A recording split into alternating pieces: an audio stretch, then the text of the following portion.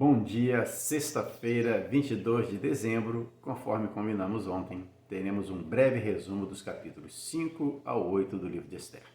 No capítulo 5, percebemos que Esther violou a lei ao entrar no pátio interior para ter acesso ao rei Assuero. E Assuero certamente deve ter reconhecido que só uma emergência faria com que Esther se aproximasse dele sem ter sido chamada. E a chegada de Esther revelava que ela precisava de um pedido urgente. Um banquete para ela, o rei e o seu primeiro-ministro, Amã. É óbvio que Assuero compreendia que arriscar a vida para convidar a ele e ao seu primeiro-ministro para um banquete não faria o menor sentido. Durante o banquete ele pergunta qual é o seu pedido, qual é a sua petição, e ela solicita então um outro banquete no dia seguinte.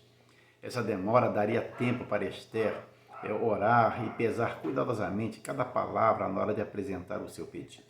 E embora Esther ainda não soubesse, a providência divina estava então causando essa demora para melhor trabalhar a mente do rei, como veremos a seguir no capítulo 6. Após aquele banquete, quando Amã foi para casa, na saída ele se deparou com Mordecai, que não lhe prestou a homenagem prevista em lei, e aquilo fez com que ele se enchesse de furor, no capítulo 5, no verso 9. No entanto, ele se conteve, foi para casa, chamou os amigos e a mulher, e contou sobre o banquete, como ele foi exaltado pelo rei e pela rainha, e também falou da indiferença de Mordecai ao sair daquele lugar. E motivado então por sua mulher, por seus amigos, ele decidiu então executar Mordecai por enforcamento. No capítulo 6, nós percebemos que naquela noite Assuero não conseguiu dormir. Assim como fizera com Nabucodonosor, em Daniel 2, 1, 4, 5, e com a esposa de Pilatos, lá em Mateus 27, 19, a mão de Deus ao leme conduzia-lhe os eventos. Seria dada a oportunidade para que o rei tomasse uma decisão acertada. O rei possivelmente estava ali queimando os miolos, tentando descobrir qual seria o pedido de Esther. Porque em uma ocasião anterior, ela se apressou a ir ter com ele com uma informação assombrosa, a revelação de uma conspiração contra a sua vida, no capítulo 2, nos versos 21 e 22.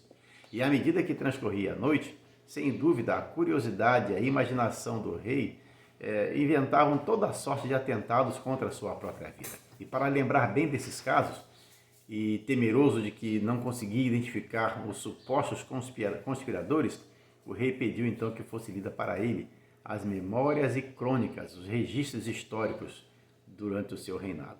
E, além disso, o fato de que Esther tivesse convidado a Amã era um indício muito sugestivo para ele de que Amã estava comprometido de alguma maneira em alguma trama, como amigo ou como inimigo. Não é de admirar então que ele não conseguisse dormir. E no verso 2, capítulo 6, verso 2, está escrito: achou-se escrito então que Mordecai é quem havia denunciado a Bigtã e a Teres, os dois eunucos do rei, guardas da porta, que tinham procurado matar o rei Assuero. Então, em qualquer país, quando se descobre uma conspiração contra a sua própria vida, o rei ou o governante considera aquela pessoa merecedor de uma grande honra, uma grande recompensa. E de manhã cedinho, Amã havia chegado para ter uma audiência com o rei para solicitar então a morte de Mordecai. E o fato dele ter ido tão cedo para a presença do rei, para a primeira audiência, acabou fazendo com que ele fosse a pessoa escolhida pelo rei para que concedesse a Mordecai as honras conferidas pelo ato heróico de ter lhe salvo a vida. A soberba precede a ruína e a altivez de espírito a queda. Provérbios 16, 18. Isso se demonstrou ali em loco na vida de Amã. Ele teve que percorrer a cidade conduzindo Mordecai sobre o cavalo do rei, vestindo vestes reais, e ali ele tinha que proclamar e exaltar honras, exaltar ali Mordecai, aquele que o havia ignorado. No capítulo 7, vemos então que, agora no banquete daquela noite, o rei pergunta para Esther: qual é a sua petição, rainha? Tudo vai ser dado a você. O que você deseja? Cumprir-se-á, ainda que seja metade do reino. Esther 7, verso 2. E então ela faz o pedido totalmente inusitado surpreendente para o rei Assuero, no verso 3. Dê-se por minha petição a minha vida e pelo meu desejo a vida do meu povo. Pouco importava para o rei Assuero a morte de milhares de seus súditos. Os interesses desses não lhe preocupavam. Isso ficou confirmado quando ele aceitou a acusação que Amã havia feito contra os judeus como se fossem gente perigosa e nefasta. Mas tudo trocaria se o decreto afetasse pessoalmente a Esther.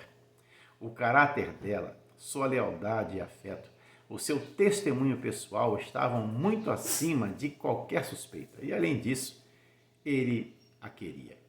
Ela dirigiu então o assunto com tato e habilidade e introduziu o tema de tal maneira que fizesse um impacto pessoal na mente do rei.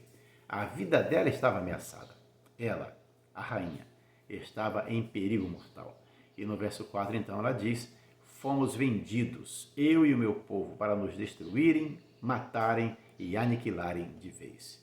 E o adversário e inimigo é este mau Amã. Esther 7, verso 6. Então o rei aceitou ali, ele foi para saiu do local onde estavam os dois, mas já no coração determinado então a eliminar aquele terrível inimigo Amã. E então Amã foi enforcado na forca que ele havia preparado para executar a Mordecai. E no capítulo 8, nós vimos que Mordecai então assume o cargo que era de Amã e um novo decreto foi emitido permitindo que os judeus se defendessem de seus inimigos. E foram mortos então todos os conspiradores contra os judeus na data da execução do decreto, inclusive os filhos de Amã. Capítulo 9, verso 10. O Senhor livrou o seu povo. E assim será também nos últimos dias, quando for expedido um decreto de morte após o fechamento da porta da graça contra os que guardam os mandamentos de Deus. Naquele tempo se levantará Miguel, o grande príncipe, o defensor dos filhos do teu povo. Daniel 12, verso 1. Deus estará sempre com seus filhos. Tenha um ótimo dia, fique na paz de Jesus.